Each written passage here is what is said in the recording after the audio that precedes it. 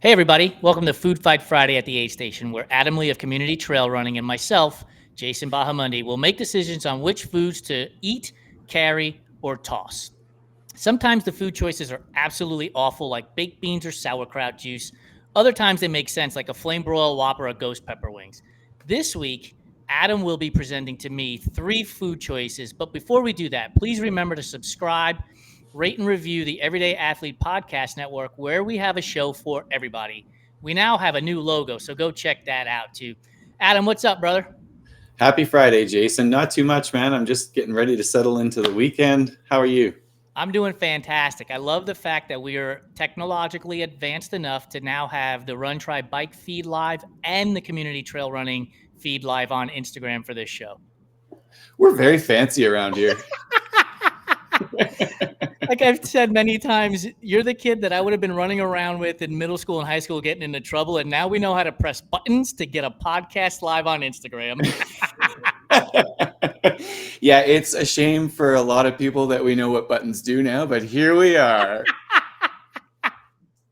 You guys are in so much trouble. We even figured out audio issues. Look out. Right? My internet seems to be connected. It's a whole thing. It's perfect. We're Production nailing value through the roof right now. Sponsors, get in while you can.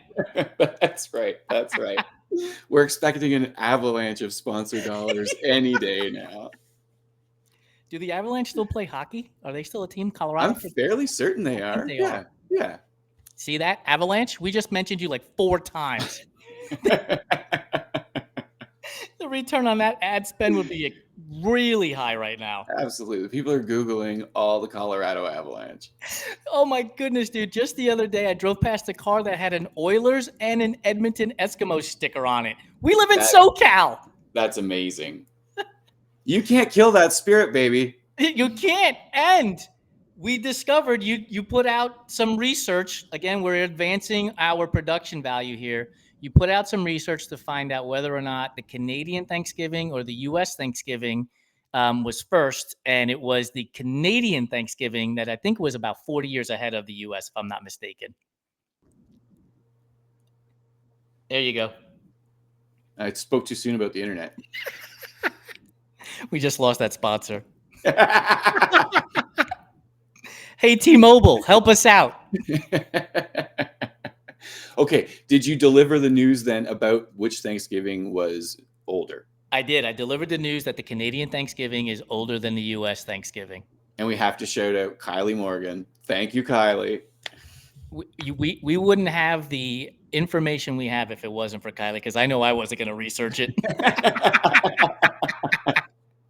Yeah, I'm pretty sure Food Fight Friday, there was no discussion. There's nothing in my contract about research. Okay? No. I'm flying off the handle here. Well, I did have to do some research last week for some Calgary-based food options, but other than that, that's about the extent of the research at this place. And we appreciated all of that research. It was a job well done. Without sponsors, we don't have the budget to go do research. Are you kidding me? That's it. That's it. You get what you get around here, okay? I think we have to say hi to Flowers, who's chiming in on the Restream feed before we keep going here. That's all they have to say, so that's a pretty easy one to answer. Hi. We're killing it here.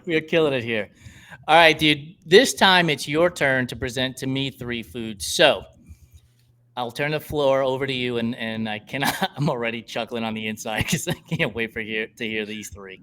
Well, I'm gonna start you on a bit of a serious tone this week, and that's because I kind of want to shout out a little bit, and we're gonna do this here, but like a little bit of your new show coming out about mental health.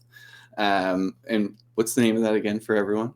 Enduring Minds. Enduring Minds. So, in the spirit of mental health, the person who I saw struggle the most with in mental health was my dad, but he made 2 great meals that I loved, and then 1 snack that I get a kick out of to this day that just it's hilarious. So I thought in the spirit of the mental health and enduring minds and thinking about my dad, whose birthday would have just passed, we're going to go down that road with what Dad used to make. He was not a cook. He would have never told you he wants to cook. That was never his thing. So when I would go home for lunch, he was on shift work or whatever, and he was having to make me lunch, the first choice you get, and we're going to say it's a cold weather race. So warm foods would be appealing. It's like the middle of the night too. It might not even, maybe it's just an overnight race. So, but it's dark, it's cold. The food Kind of like what station, you experiencing right now if I look over your shoulder. it's getting darker by the moment out there. But yeah, it's like a well-lit, well-stocked aid station. There are places that if you even wanted to like sit and be dry while you ate, it's there. So this is a beautiful setup, okay? So you can enjoy this food however you want.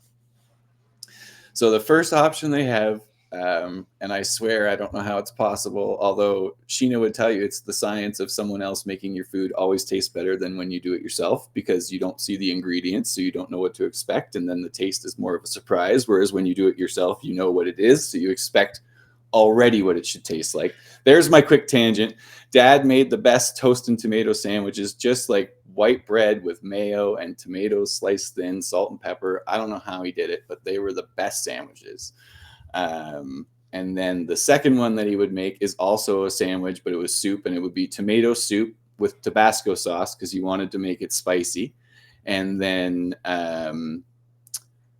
tuna sandwich to dip in there. So tuna sandwich and tomato soup, spicy tomato soup with Tabasco. And then the third one, which is the snack, which just get a kick out of because it's a slice of processed cheese with, do you have HP sauce in the States, like steak sauce? Yeah, A1 is what we would call it. There you go. So just like processed cheese, A1, fold it in half and slam that back.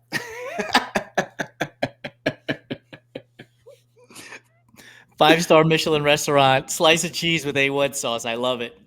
Yeah, exactly. So yeah, some super like just basic but great stuff that he had a real good handle on. And the slice of cheese with A1 is, I don't think you'll find a lot of people that are into that, but I would tell you right now, it's got a special place in my heart.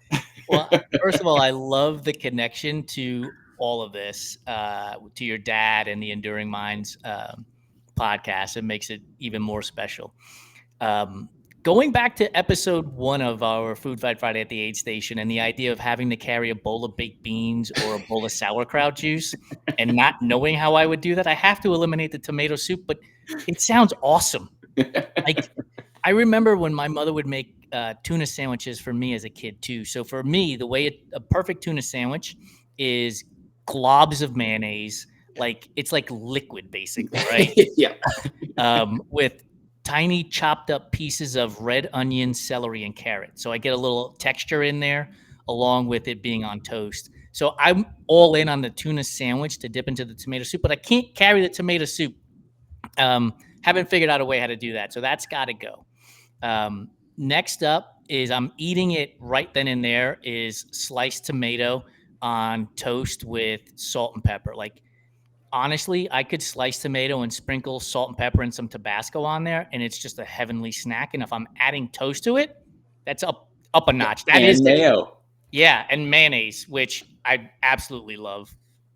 By the way, my tangent, food manufacturers make mayonnaise in like single serving and sell it at the grocery store. I don't need a bucket of mayonnaise. It's going to go bad before I get through it. So I should just send you like a scoop from mine and then buy a bigger bucket. Because like I'm always like, is there mayo at home? We'll be at the grocery store. Like, do we have mayo? Are we sure we have mayo? And which means I'm taking the slice of cheese and the A1 sauce with me.